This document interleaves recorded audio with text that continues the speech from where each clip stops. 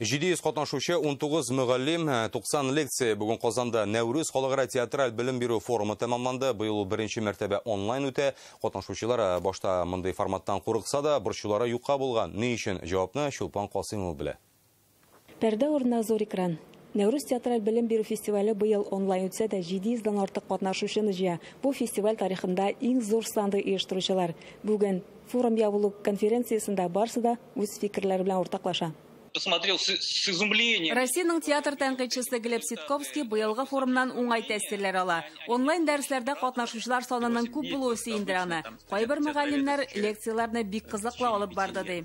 Скромное предложение. Форумнан соң мин дә бу дәресләрне безгә алга таба да дәвам итәргә кирәк дигән фикер туды. Чөнки мөгаллимнәр берничә сәгать эчендә генә барлык материалларны биреп бетерә алмый. Спасибо за твои предложения. Германия мөгаллиме Юрий Альшиста форумнан соң катнашучыларның дәресләрне дәвам итәргә теләп хат язуын әйтә. Шуңа 1 августка кадәр онлайн укытачакмын ди. Нужно продолжать этот эксперимент. Мин хезмәттәшләремнең фикерен хуплыйм. Әгәр кешеләр кызыксына икән, дәресләрне алга таба да дәвам итәргә кирәк.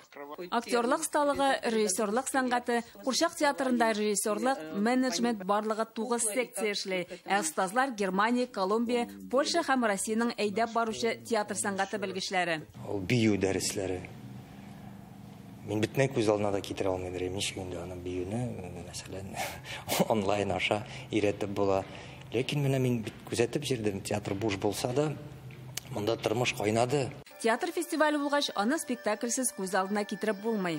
Сүнгән йолдызлар, дәрс гыйбарәттер театр, безнең сәяхәт театры буенча һәм төрле безнең репертуардагы спектакльләр күрсәтелде. Спасибо большое, театр Камала. Нәүрүз театраль белем бирү форумы тагын 2 елдан соң үтәргә тиеш. Катнашучылар киләчәктә аны бергә җыелышып уздырырга өметләнә.